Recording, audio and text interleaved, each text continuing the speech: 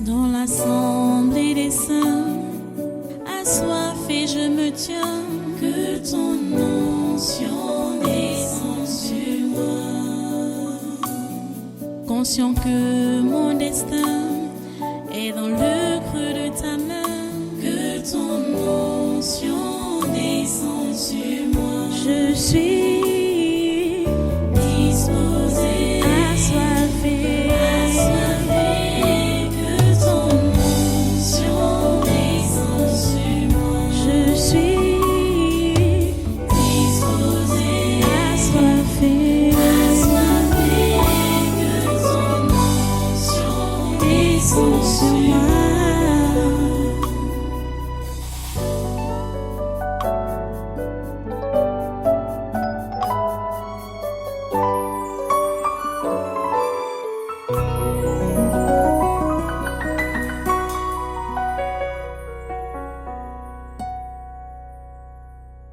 Alléluia, merci Jésus.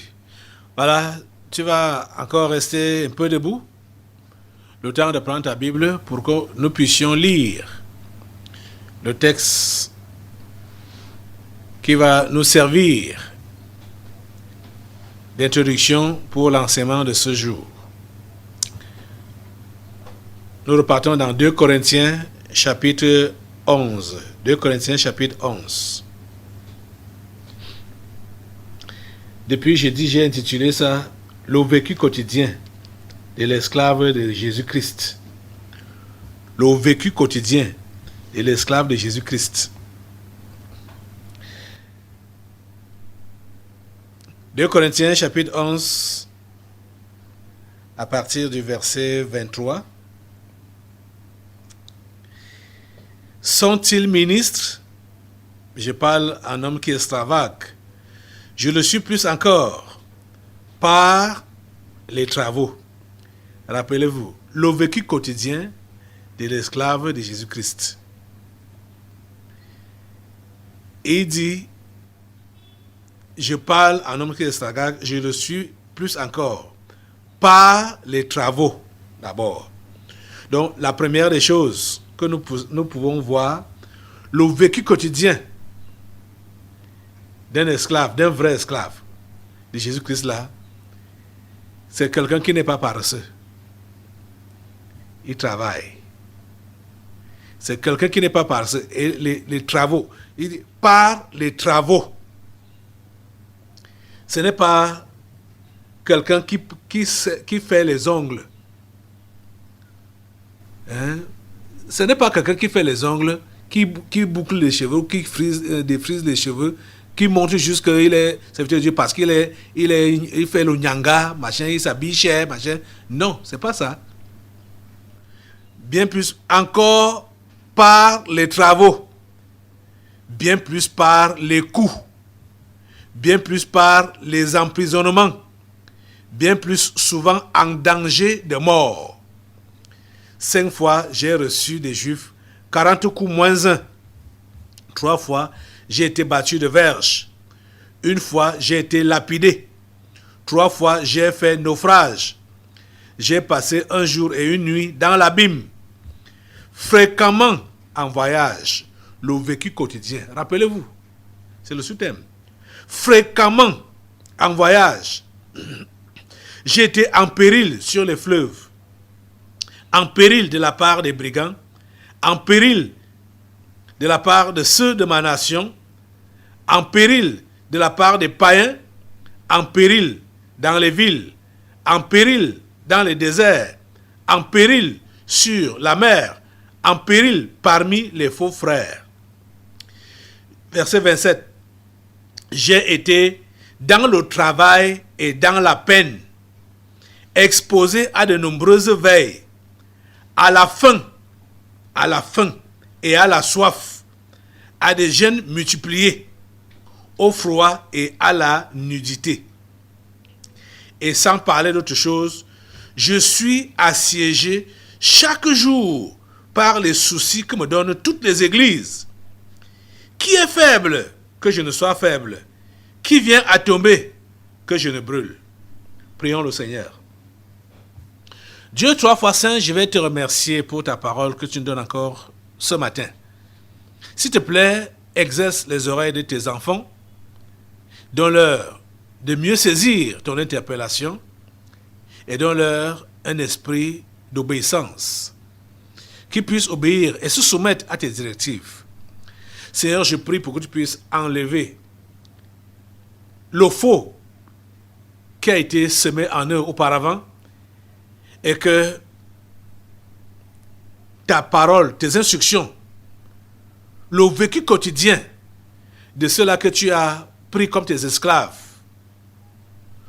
soit gravé dans leur conscience de façon qu'ils ne puissent pas murmurer ou blasphémer dès que tu leur permets de passer par une ou autre épreuve.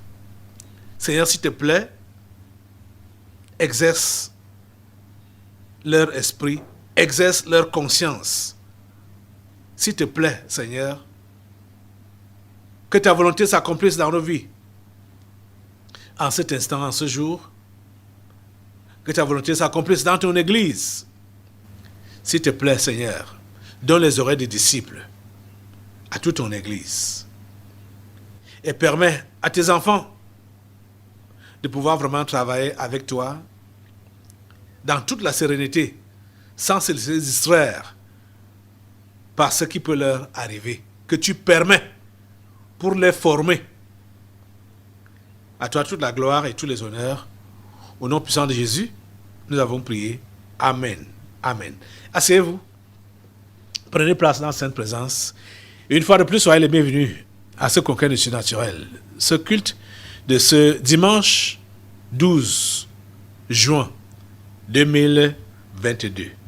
Le vécu quotidien d'un esclave de Jésus-Christ. C'est ça que nous voyons là. Et ce n'est pas quelqu'un d'autre qui parle, c'est l'apôtre Paul. C'est lui qui a dit lui-même qu'il a travaillé plus que tous les autres apôtres. Donc c'est lui que Dieu a le plus utilisé au temps biblique. L'apôtre Paul. C'est lui qui parle ici.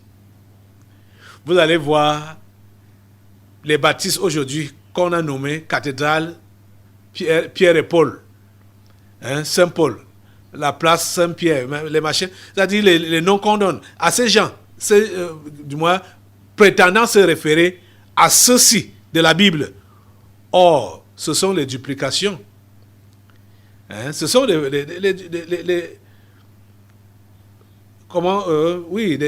duplications qu'ils appellent là-bas, parce que vous allez entendre parler de Jésus crucifié, que les catholiques portent sur le cou. Ce n'est pas le Jésus là qui est mort sur la croix pour les humains, c'est le brigand à la croix. Donc quand vous allez entendre, ils ont nommé un baptiste paroisse Saint-Paul ou Saint-Pierre, machin, tout ça là, ou place Saint-Pierre, ce n'est pas le Pierre de la Bible-ci. C'est le Pierre d'en bas. C'est le Pierre démoniaque. Vous comprenez? C'est le Paul démoniaque. C'est-à-dire, quand les délivrances étaient passées ici, parlant du tabernacle, des duplications du tabernacle, tout est passé.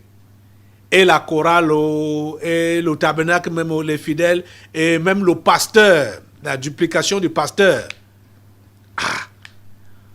Personne ne pouvait imaginer que ça peut même se vivre physiquement. Que quelqu'un va prendre le nom du pasteur physiquement comme ça pour narguer les autres. Pasteur Kalem Guatangana. Tchaï! Seigneur. Ce n'est pas nouveau. Ce n'est pas nouveau. Vous comprenez? Ce n'est pas nouveau. Donc, pour nous autres, qui sommes de Dieu, ça doit nous interpeller pour plus de sérieux encore. Quand on voit que les gens peuvent tout imiter, le diable peut tout imiter. Et nous autres, enfants de Dieu, au lieu d'être sérieux avec Dieu par rapport à notre appel, on est là, on ne sait pas si on avance, ou on s'arrête, ou on recule. On ne sait pas ce qu'on fait. Et justement parce que on passe par des épreuves, on passe par des tribulations, et on commence à ne plus avoir confiance en Dieu, à ne plus être certain que c'est lui que nous servons, que c'est en lui que nous avons cru, et que c'est derrière lui que nous marchons. Vous devez comprendre ce qu'on appelle le vécu quotidien d'un esclave de Dieu. Paul nous sert vraiment de modèle ici, là. Je vais prendre le temps qui nous reste là, d'aller encore pas à pas pour voir ce à quoi tu dois t'attendre. Si tu dis que tu es esclave de Dieu, ce à quoi tu dois t'attendre au quotidien. Quand on dit quotidien, ça veut dire tous les jours. Vous êtes en train de comprendre que normalement, un vrai esclave de Dieu doit avoir abandonné ce qu'on appelle plainte ou bien murmure depuis fort longtemps. Ça ne doit pas passer à côté de lui. Les plaintes, les murmures, les inquiétudes ou les faux questionnements, ça ne doit pas passer à côté d'un vrai esclave de Jésus-Christ. Parce que déjà, il saura que le verset 28 de Romains 8 est vrai pour lui. Que toute chose concourt au bien de ceux qui aiment Dieu, de ceux qui sont appelés selon son dessein. Toute chose concourt en leur bien. Vous comprenez ça? C'est comme ça que l'esclave de Jésus-Christ comprend. Repartons tout doucement. Parce qu'aujourd'hui, en parlant du vécu quotidien de l'esclave, pourquoi est-ce que certains chrétiens,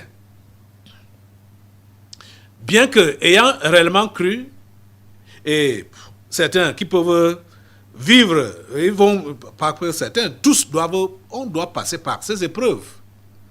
Mais certains arrivent à ne plus avoir un cœur d'amour, un cœur de compassion, juste à cause des déboires, des déceptions ou des malheurs qui leur sont arrivés.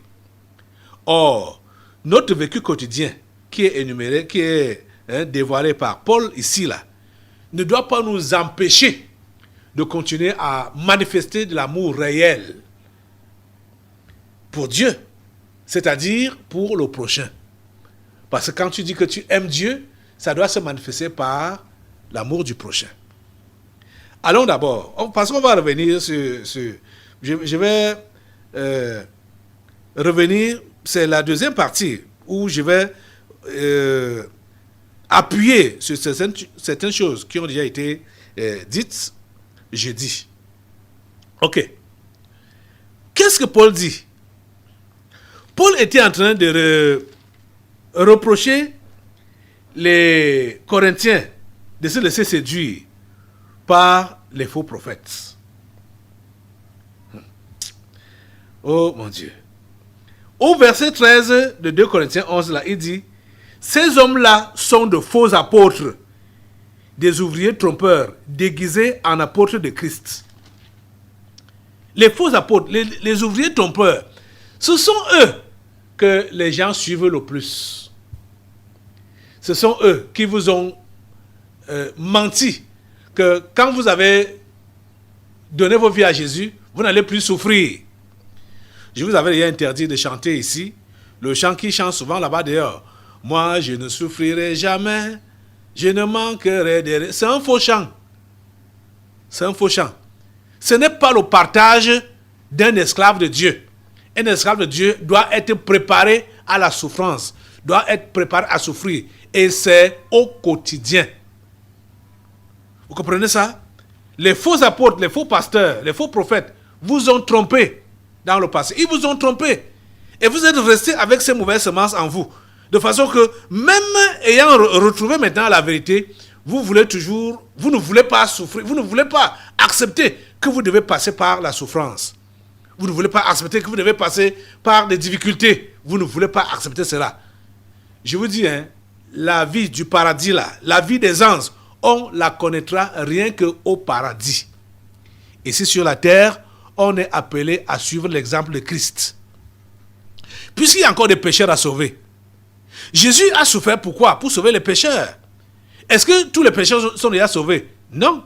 Et Jésus nous a laissés pour que nous puissions continuer son travail. Ça veut dire quoi? Pour que les pécheurs qui sont encore là soient sauvés, nous aussi, on doit souffrir comme Christ a souffert. Et c'est ça que la Bible nous enseigne. Pour eux, pour leur salut. Vous comprenez ça? Paul dit aux Corinthiens que ces hommes-là sont de faux apôtres, des ouvriers trompeurs, déguisés en apôtres de Christ. Verset 14, il dit, et cela n'est pas étonnant, puisque Satan lui-même se déguise en ange de lumière. Il n'est donc pas étrange que ces ministres, il n'est pas donc étrange que ces ministres aussi se déguisent en ministres de justice. Leur fin sera selon leurs œuvres. C'est ça que chacun doit comprendre. Chacun sera payé selon ses œuvres. Les œuvres qu'il aura fait étant dans son corps. Chacun sera payé selon ses œuvres. D'après tout ce qu'il aura fait étant dans son corps, nous dit la Bible. Vous comprenez? Donc, je suis souvent étonné de constater que il y a certaines personnes, dans toute leur conscience, décident de faire du mal aux autres. Pourtant, ils disent qu'ils sont chrétiens. Ou elles disent qu'elles sont chrétiennes. Mais dans toute leur conscience, décident de faire du mal aux autres. L'histoire là me dépasse. Ça me dépasse. Mais ils ont quelle conscience? Hey. Décider de faire du mal aux autres, consciemment. Non, c'est terrible. Et ce n'est pas une histoire passagère que, qu'on peut dire un accident. Mais ils persévèrent dedans pendant longtemps, pendant des années, où ça devient leur mode de vie. Voir les autres souffrir. Ils sont contents quand les autres souffrent. Et ils disent qu'ils sont chrétiens. Ah mon Dieu. C'est terrible. C'est terrible. Le vécu quotidien d'un esclave de Jésus-Christ, c'est de souffrir pour les autres. Pas de les faire souffrir, mais de subir tout ce qu'on peut appeler injure, tout ce qu'on peut appeler injustice, tout ce qu'on peut appeler tout ce qui est malheur, là, de subir ça pour que les autres soient sauvés. Est-ce que c'est pour cela que toi tu travailles? Est-ce que tu as même la conscience de ça? Oh mon Dieu. Que le Seigneur vous aide. Que le Seigneur vous aide. Et Paul pouvait donc dire au verset 16 de 2 Corinthiens 11 là, je le répète, que personne ne me regarde comme un insensé. Sinon, recevez-moi comme un insensé, afin que moi aussi, je me glorifie un peu.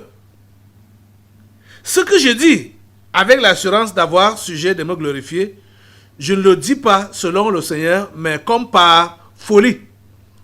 Puisqu'il en est plusieurs qui se glorifient selon la chair, je me glorifierai aussi. Car vous supportez volontiers les insensés, vous qui êtes sages. C'est ça qui est bizarre. C'est le faux que les gens supportent le plus. Et c'est bizarre de voir que même ceux-là qui ont dit qu'ils ont cru, ils ont donné leur vie à Jésus, c'est le faux qu'ils supportent le plus. C'est le faux qui est le plus supporté. Et c'est pourquoi Paul a donc voulu énumérer, du moins parler, détailler son quotidien en tant qu'esclave de Jésus-Christ. J'ai repris ces quelques versets qui ont précédé, là on a commencé à lire, pour essayer de vous situer. Pourquoi Paul a parlé donc de cette façon? Quand il dit donc ici, il dit ici que sont-ils ministres de Christ, verset 23, parce que c'est là qu'on a commencé, au milieu. Je parle à un homme qui extravage, je le suis plus encore par les travaux.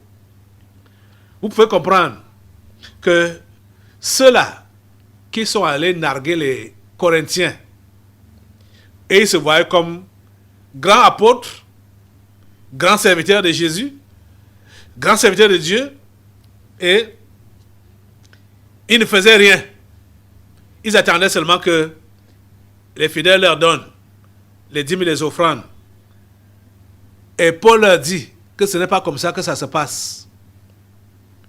Je suis ministre de Christ. Je suis son serviteur. Je suis son esclave. Parce qu'un ministre, c'est un serviteur. Un serviteur, c'est un esclave. C'est ça que vous devez comprendre. Tout le monde doit comprendre cela. Quand vous entendez parler de ministre, et ministre, ça n'a pas changé de définition. La définition n'a pas changé. Que ce soit ministre du gouvernement, ministre d'État, ou ministre d'État. Oh, quand tu es ministre d'État, eux, ils ont pris ça comme... ministre, c'est serviteur. Et serviteur, c'est esclave. Un ministre est un serviteur est un esclave. Mais ce n'est pas ça qu'on vit aujourd'hui. Ce n'est pas ça qu'on vit aujourd'hui. Que ce soit au niveau donc de l'administration ou au niveau spirituel, leur définition du ministre a évolué. C'est devenu maintenant un grand, quelqu'un qui a tous les privilèges, oui, tous les avantages. Ouais. Alors que, normalement, c'est un serviteur. Il sert l'État, il sert la communauté, il sert les populations. Il n'est pas là pour se servir. Vous comprenez? Et qu'est-ce qui le caractérise d'abord? Son vécu quotidien, c'est quoi d'abord? Le travail. Le travail. Le travail. Quand j'ai terminé mes propos de jeudi, j'encourageais à l'assistance, ce n'est même pas moi, la Bible encourage à l'assistance aux démunis, à donner, à manifester son amour par la largesse, la générosité. Mais il faut mettre les points sur les i, parce que n'importe quel enfant de Dieu est d'abord ministre de Christ, donc serviteur de Christ, donc esclave de Christ. Et son vécu quotidien est donc d'abord quoi? Le travail. Il est appelé à travailler et à travailler dur. Ce n'est pas pour se faire un nom ou pour se faire beaucoup d'argent. Vous allez voir, quand l'apôtre Paul encourage au travail, c'est pour que celui-là qui travaille puisse d'abord pourvoir aux besoins des autres, ensuite à ses propres besoins. C'est d'abord pour les autres. Parce qu'on travaille pour Dieu, on ne travaille pas pour soi-même. Et Dieu, c'est l'autre. C'est-à-dire, le service qu'on rend à Dieu, c'est aux autres qu'on rend ce service-là. C'est ça que vous devez comprendre. C'est pourquoi tout ce que tu peux avoir comme entreprise, ou comme idée d'entreprise, tout ça là, si ça ne vise pas Dieu, toi, en tant que chrétien, comprends que tu as raté ton activité. Tu as raté le projet. Tu veux mettre telle ou telle chose en place pour améliorer tes revenus ou pour avoir un nom et te faire beaucoup d'argent. Tu as raté. Tu dois, tout ce que tu es appelé à faire, tu dois le faire. Parce que tu dois combler un vide, un trou dans le travail de Dieu. Tu dois accomplir l'objectif pour lequel il t'a appelé. Les travaux. Bien plus par les coups. Des coups physiques que Paul recevait, les coups physiques. Bien plus par les emprisonnements. Bien plus souvent en danger de mort. Un esclave de Dieu est permanemment en danger de mort. En danger de mort. Et il commence donc à citer verset 24, 5 fois j'ai reçu des Juifs 40 coups moins 1. Donc 5 fois il a été bastonné, 39 coups. Parce que c'est ça que la loi avait prescrit. 3 fois j'ai été battu de verge. 1 fois j'ai été lapidé. Quand on lapide, ici on avait cru qu'il était mort. Hein? Vous pouvez lire l'histoire dans Acte 16. Et il a été lapidé. Pourquoi? Pour avoir chassé un démon. Au lieu de recevoir les acclamations, il a été lapidé. Lapidé. À mort. Ceux qui l'ont lapidé ont cru qu'il était mort. Mais Dieu l'a ramené à la vie. Vous comprenez ça? Il dit, 1 fois j'ai été lapidé. 3 fois j'ai fait naufrage. J'ai passé 1 jour et 1 nuit dans l'abîme.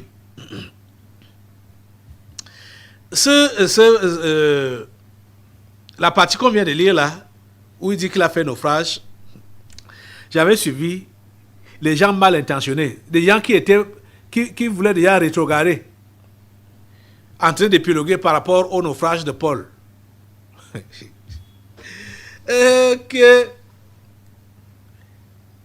Ça dit, quand quelqu'un a de mauvaises intentions, c'est ces intentions-là qu'il prête à tout le monde. Vous allez voir que la personne qui a des problèmes avec l'impudicité va voir l'impudicité chez tout le monde. Donc la personne qui a des problèmes avec la fornication va voir tout le monde forniquer autour de lui. Les soupçons. Hein? Ça dit, c'est comme ça que ça se passe. Ce qui dérange les gens, ils prennent ça, ils mettent ça sur les autres. J'avais vu un groupe de personnes qui voulaient épiloguer sur ce naufrage de Paul pour dire qu'il avait fait naufrage par rapport à la foi. Quand il dit que 3 fois j'ai fait naufrage. En lisant dans les Actes des Apôtres, on voit que Paul a fait naufrage 1 seule fois. Il dit que les 2 autres fois, alors c'était quoi? Donc il voulait parler. Ça c'est faux, c'est une fausse interprétation. Et ces gens, la plupart dont je vous parle maintenant là, ceux qui épiloguaient sur ça, c'est des gens qui ont déjà fait donc naufrage par rapport à la foi, qui ne sont plus dans la foi. Donc ils étaient en train de glisser, ils étaient en train de sortir des voies de Dieu. Et ils voulaient mettre Paul dans leur lot. S'il vous plaît, ne soupçonnez pas. Hein. Quand vous avez déjà l'esprit de soupçon, la chose là est en vous. Et vous voulez voir ça chez tout le monde. Vous voulez voir ça chez tout le monde. C'est très mauvais. C'est très mauvais. Paul dit que 3 fois, 1 fois oui, 3 fois j'ai fait naufrage. J'ai passé 1 jour et 1 nuit dans l'abîme. Ça, c'était un miracle.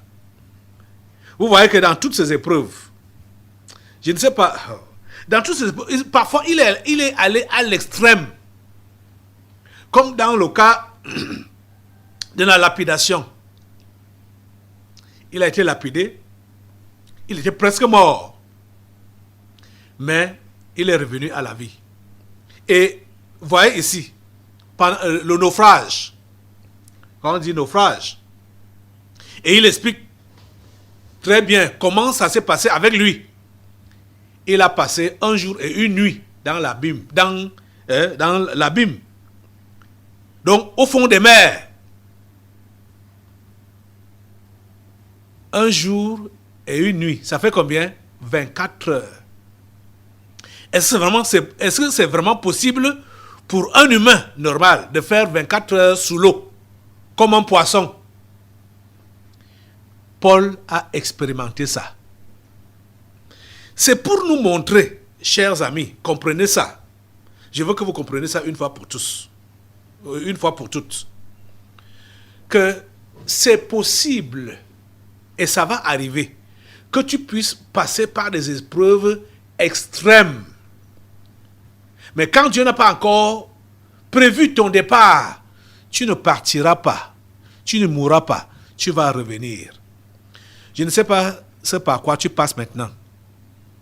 Je vais parler à ma fille qui a encore fait l'accident. Pendant donc la semaine, s'est encore fracassé le bras. C'est vrai, beaucoup de questions sont passées dans sa tête. Et beaucoup de regrets, d'après ce qu'elle m'a écrit. Parce que ces malheurs de se fracasser ont commencé quand elle a invité une femme minée ici. Et elle-même n'étant pas bien positionnée en Christ. C'est là que ces malheurs de se fracasser les bras, ça a commencé. Et elle s'est encore posé des questions, jusqu'à pousser encore sa réflexion jusqu'au regret d'avoir fait venir cette femme. Ce n'est même pas le fait de l'avoir fait venir. Le problème est ton positionnement en Christ. C'est ça qui compte. Et si Dieu t'a épargné jusqu'à présent du pire, ce qui t'est arrivé jusqu'à maintenant n'est pas encore le pire. Se fracasser le bras à 2 reprises, ce n'est pas encore le pire. Regardez, Paul a frôlé la mort plusieurs fois. Il le dit ici. Souvent en danger de mort. Quand on dit souvent, ça veut dire que ce n'est pas une fois, ce n'est pas 2 fois. Ce n'est pas 3 fois, ce n'est pas 4 fois. Il a frôlé la mort. Il a souvent frôlé la mort. Donc, plusieurs fois. Vous comprenez ça? Rappelez-vous qu'on parle du vécu quotidien d'un esclave. J'ai passé un jour et une nuit dans l'abîme, 24 heures au fond des mers. 24 heures au fond des mers, sans mourir. Je peux te dire la pure vérité, que en tant qu'esclave, quand tu comprends que tu es esclave de Dieu, je dis, ne murmure plus par rapport aux choses qui t'arrivent. Ne murmure plus. Ne te plains pas. Ne passe pas à poser des fausses questions à Dieu. Le faux questionnement. Ne passe pas ton temps sur ça. Reste focalisé sur le but à atteindre. Et ce but-là a 2 volets. Sauver ton âme et sauver les âmes des autres. C'est tout. Reste focalisé sur le but à atteindre. Tu comprends ça? Verset 26. Fréquemment en voyage, j'ai été en péril sur les fleuves. Fréquemment en voyage. En péril sur les fleuves. En péril de la part des brigands. Voyez? Ça se pose des questions, mais Seigneur, n'est-ce pas j'ai voyagé pour ta gloire? Quand Paul parle ici, il ne voyageait pas pour le tourisme. Comme plusieurs chrétiens ont déjà été détournés. Le chrétien n'est pas là pour faire du tourisme, faire des voyages touristiques. Non. C'était des voyages missionnaires. Mais dans cette mission évangélique, Paul était souvent en péril. En péril. Bon, il frôlait la mort. Alors qu'il partait pour annoncer l'évangile. Il frôlait la mort. En péril sur les fleuves. En péril de la part des brigands. Alors qu'il part annoncer l'évangile. Les brigands, l'agressent, l'attaquent. Vous voyez? En péril de la part des brigands. En péril de la part de ceux de ma nation, ses frères, ses sœurs, les gens de sa nation, ses frères, donc sa maison, en péril de la part de ceux de ma maison, de ma nation. Vous voyez? Tu ne pourras pas échapper à ça. Que ceux de ta maison te mettent en péril. Notre petite, le docteur Dani a expérimenté ça. Elle n'en revenait pas. Que ça pouvait venir de sa maison. Sa maman, ses frères. C'est eux qui sont devenus ses bourreaux. Jusqu'à la kidnapper, la séquestrer pendant plus d'1 mois. Vous imaginez? Elle ne pouvait pas imaginer ça. Elle ne pouvait pas imaginer ça. En péril, on l'a violenté. Oh mon Dieu. Oh. Voilà ce que Paul dit ici. En péril de la part de ceux de ma nation, donc ceux de ma maison, ceux que je pouvais considérer comme mes os, ma chair. Mais voilà ce qu'ils m'ont réservé. Ils m'ont mis en péril. J'ai frôlé la mort par leurs mains. En péril de la part des païens, dont nous n'en parlons pas. Donc pour ceux du dehors, si ceux de la maison peuvent te mettre en péril, à plus forte raison ceux du dehors. Parce que les païens sont les gentils. Ce n'est pas païens que non chrétiens. C'est ceux du dehors. C'est avec qui on n'est pas parenté. Ça, c'était le terme des juifs en ce temps-là. En péril dans les villes. En péril dans les déserts. En ville, on est en péril. Dans les déserts, en péril. Partout. Écoutez, il n'y a aucun endroit, aucun lieu où tu ne puisses pas rencontrer du danger en tant qu'esclave de Dieu. Je dis dans tous les lieux. Ne pense pas que tu vas arriver quelque part et dire « Ah, au moins ici, ça va, il y a la sécurité. » Il dit « Ce n'est qu'au ciel que tu pourras pousser donc un ouf de soulagement que « Ah, j'en ai terminé avec ces difficultés. » Ce n'est qu'au ciel. Ce n'est qu'au ciel. Tu comprends ça? En péril, donc dans les villes, en péril dans les déserts, en péril sur la mer, en péril parmi les faux frères. En péril parmi les faux frères. Les faux chrétiens, les faux pasteurs, les faux apôtres, les faux prêtres. En ce qui concerne même les prêtres catholiques, là, il n'y a même aucun vrai dedans. Ils sont tous faux. Ce n'est pas parce que tu as été meurtri par ces gens-là, les faux chrétiens, les faux frères, les faux pasteurs, les faux prêtres, les faux prophètes. Ce n'est pas parce que tu as été meurtri par eux que Dieu a cessé d'être vrai. Dieu est vrai. Tu comprends? Dieu est vrai. Et Dieu a ses enfants qui sont vrais. Donc tu ne vas pas mettre tout le monde dans un même sac et classer pour dire Dieu et ces gens-là. Non, ça n'a qu'à s'éloigner de moi. Non.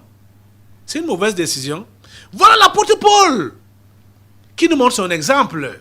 L'apôtre Paul, l'homme qui avait des visions, l'homme qui avait, qui avait tous les dons du Saint-Esprit. Il avait le discernement, mais il est tombé entre les mains des brigands. Alors que l'Esprit de Dieu peut lui dire que non, à l'endroit là, il y a les brigands, des vies, ne passe pas par là. Et même les faux frères, ils tombent entre les mains des faux frères. Les gens qui ont dit qu'ils sont chrétiens, ils sont des frères en Christ. Paul les embrasse, croyant que c'était réellement des vrais chrétiens, mais c'est après qu'ils se rendent compte que c'était des faussaires. Ça n'a pas empêché Paul de continuer à croire en Jésus et de continuer à annoncer l'évangile de Jésus, que Jésus change les gens, que Jésus sauve. Ça ne l'a pas empêché de continuer ce travail-là. Vous êtes en train de comprendre? Parce que s'il y a du vrai, c'est parce qu'il y a du faux. Donc, on ne peut pas empêcher au faux d'être là. C'est le faux c'est la présence du faux qui confirme le vrai. Et c'est la présence du vrai qui confirme le faux. Les deux doivent être là. Les deux doivent être là. Donc, n'essaie pas de vouloir éradiquer le faux. Pourquoi le faux arrive? Le faux est là parce que le vrai est là. Les deux doivent être présents. Le vrai et le faux. Tu comprends? Et quand tu rencontres donc le faux, ça ne doit pas te décourager. Ça ne doit pas te faire douter du vrai. Au contraire, ça doit te solidifier. C'est-à-dire quand tu rencontres le faux, tu dois être solidifié et consolidé dans le vrai. Pour dire, Seigneur, merci. Parce que je connais le vrai, je me renforce dans le vrai, puisqu'il y a le faux. Verset 27, Paul redit, j'ai été dans le travail et dans la peine. J'ai été dans le travail et dans la peine. Quand Paul peut dire qu'il a été dans le travail et dans la peine, je ne sais pas, c'est les paroles qu'il ne faut pas comprendre, ce qu'on appelle travailler et peiner. Pour survenir ou subvenir à ses besoins et aux besoins des autres. Il dit qu'il a été dans le travail et dans la peine. Il a été dans le travail et dans la peine. Mais il n'a jamais murmuré. Il ne s'est jamais plaint. Jamais. Dans l'assemblée des saints, assoiffé je me tiens, que ton onction descende sur moi. Conscient que mon destin est dans le creux de ta main, que ton onction descende sur moi. Je suis disposé, assoiffé, que ton onction descende sur moi. Je suis disposé, assoiffé, que ton onction descende sur moi.